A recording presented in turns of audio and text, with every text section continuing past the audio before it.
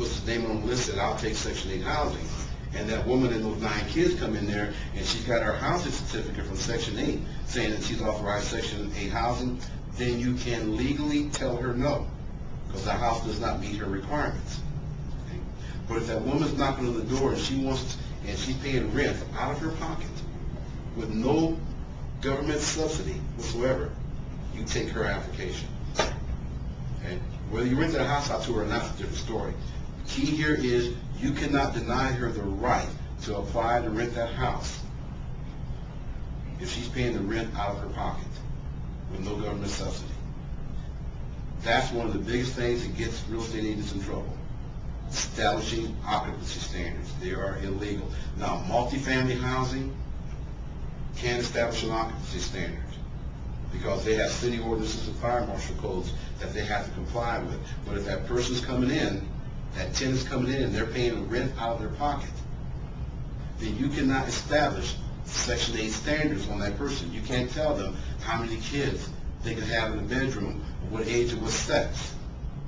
Because if you do, you're discriminating. The only thing you can tell that person is how many people can physically reside in that apartment to meet fire marshal codes.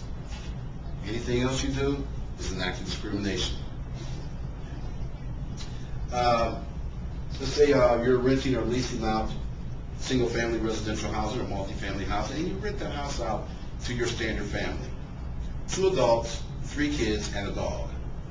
And you're standing there in the doorway, and you're looking at the kids. You know, they're swinging across the ceiling on the light fixtures. They're pinging off the walls. They're pulling the carpet up out of the floor, and you're saying to yourself, oh, these kids are going to tear up my house.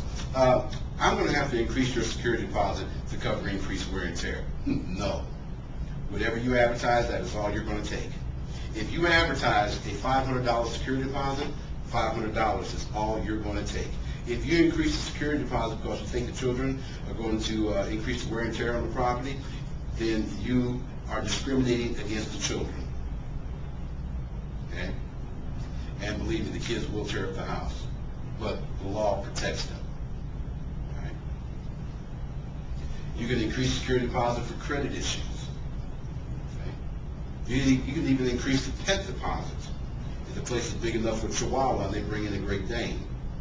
Okay? But you cannot increase security deposit because of those kids. Now, the last thing you need to be aware of when dealing with people who have families, and let me point something out to you about this occupancy standard thing, just to regress this a little bit. When Henry Cisneros was the director of the Department of Housing and Urban Development, he said that establishing occupancy standards was discriminatory against certain groups in this family that traditionally have large families. We have, like your Greeks, your Italians, some Hispanics, some blacks. These folks traditionally have large families. They don't live together. I'm a little small-town farm boy from Southern Illinois. You know, I'm the oldest of 11 kids. I'm used to getting up every morning with a foot in my mouth and one in my ear. I slept with my 6 brothers. That's how we kept warm. And Henry Cisneros says, well, if you discriminate against these large families, you know, if you set occupancy standards, you're discriminating against these large families. Okay, so that's when we got rid of occupancy standards. That was his main goal. But now, here's something else you might want to be aware of. I saw a set of CC&Rs in a new home development. And in these CC&Rs, you had a comment in there that says, no more than 2 adults can live in any one house. No more than 2 adults can live in any one house. Now, first thing you might want to look at is, well, they don't want no grown kids living out here, right?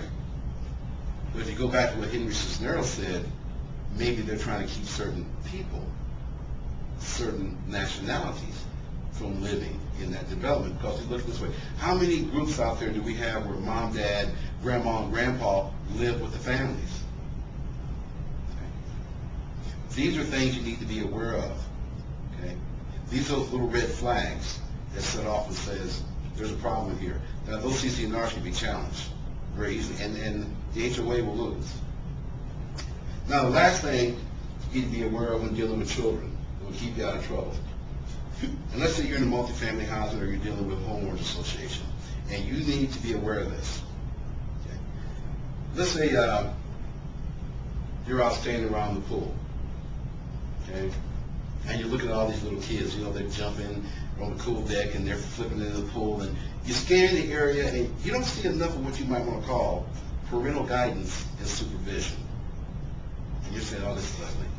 You know, these kids are going to fall, bust their head, and they're going to drown in the pool. I can't afford to hire a 24-hour lifeguard to sit out here." I'm going to put a sign out here on the pool gate that says, "Children under the age of 14 cannot enter the pool unless accompanied by an adult." No, absolutely not. You put a sign up that says that, you just committed an act of discrimination against every child in development under the age of 14. You got a weight room. And you're in the weight room, you're standing there, you're looking at all these little kids running around, they're messing with all the equipment, and they're playing with the weights, and you say, "Oh, this is ugly." You know, one of these kids is going to drop a weight on their head, it's going to crush their skull, their brains are going to squirt out all over the floor, and people are going to throw up all over the place. I'm going to get sued up. I'm going to put a sign out here on the door that says, "Children under the age of 15 cannot enter the weight room unless accompanied by an adult." Don't even think about it. Because if you do, you just committed an open act of discrimination against every child in that development under the age of 15. Now, you see these signs all over the place, right? Every last one of them is illegal. Every last one of them is illegal. Protect your customers from this. Now, in a meeting I sat in on about a year and a half ago with HUD and the Attorney General's office, both of them agreed that they will not enforce the pull sign. Okay? There's a law out there, there's a federal law that says you can only write one set of rules, and it has to cover everybody across the board. If you write a set of rules for adults and turn around and write another set of rules specifically designed for children, those rules are considered an act of discrimination against the children. Children have access to everything. Unfeathered, uncontrolled access to everything. You cannot say, "Nope, you can't do this," nothing. Okay? But I believe HUD is trying to write a law allowing that pull sign. And they've said they're not going to enforce the pull sign. As long as that sign says, "Children under the age of 14 cannot enter the pool unless accompanied by an adult." It cannot say anything else. There can't be any other signs up restricting children. Okay? HUD and the Attorney General's office said they will walk past that sign. But any other signs you got up restricting children, they're going after you. So if you're dealing with a development, they got tennis courts and golf courses and all these other little amenities out there, and let's say a 6-year-old shows up at the golf course clubhouse at 7 o'clock in the morning and says, "I want a tea time." He better get a tea time. Okay? There's nothing in the world, nobody better not ever say anything to that child about, "No, you can't have a tea time, you have to be above 18 to do this," and something, then you got a problem. What I make a habit of doing is when I'm dealing with people, with families with children, specifically going to new home development, I sit down with them and review the CC&Rs and make sure there's nothing in there that will have a negative impact on them or their children. Handicap, the biggest group of people being discriminated against nationwide are the handicapped. This group of people know all the laws protecting their rights. And one of the main things you need to know about dealing with people with handicap is you do not discuss their medical condition. Under no circumstances. Don't disclose it, don't talk about it, don't even make a note in your records about their disability. So if you have a customer that gives you access to their medical information, okay, you take that information, you put it to the back of your mind. You take it out of your business because it's absolutely none of your business. Okay? Medical information is classified sensitive and is highly protected, not only by federal law, but also by state law. Okay? You cannot release medical information in no way, shape, fashion, or form. The next big issue about the handicap that will get you in trouble is pet policies. Pet policies have changed dramatically.